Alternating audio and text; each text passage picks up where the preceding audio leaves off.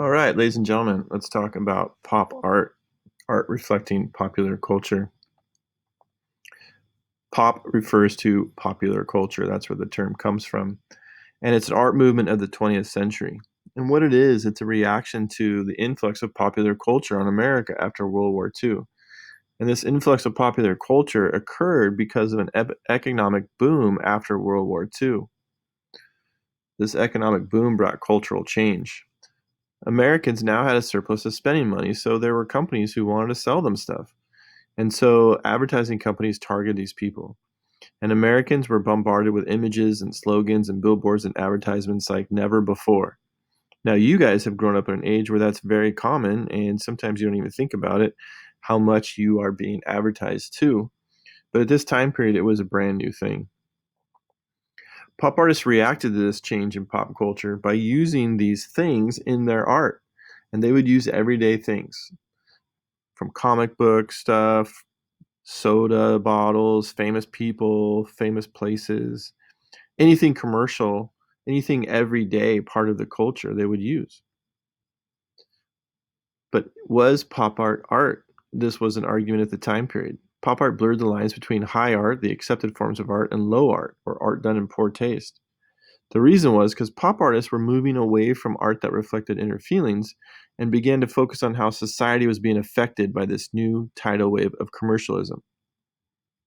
When pop art started, the most famous and the best type of art was called abstract expressionism.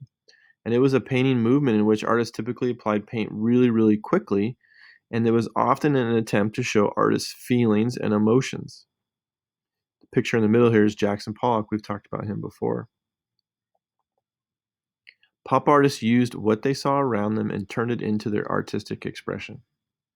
They were using what they saw around them in their everyday worlds and using it in their art in a way that had not been done before in the history of art. So here's some examples of some pretty famous pieces. Robert Indiana's Love. He did a series of these in different colors, and they're pretty large. They're like 6 feet by 6 feet. Wayne Thiebaud was known for these images of cakes and pies. And when you see these paintings in person, he uses lots of paint, and the paint is almost as thick as, say, the frosting would be on some of these cakes and pies.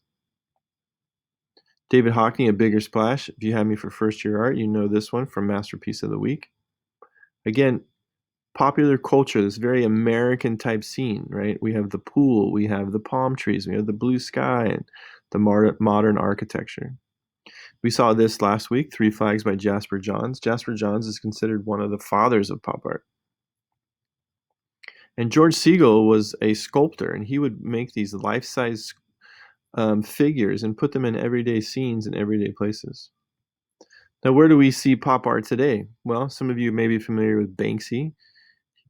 Some of his work is very reminiscent of pop art in that it really relies on popular culture for its references. We see a lot of other different images. This is done by Shepard Fairey for the Obama campaign. And then a reaction to that is also part of popular culture. This is a student work that was done. Another student work that was done. Another. And the last one.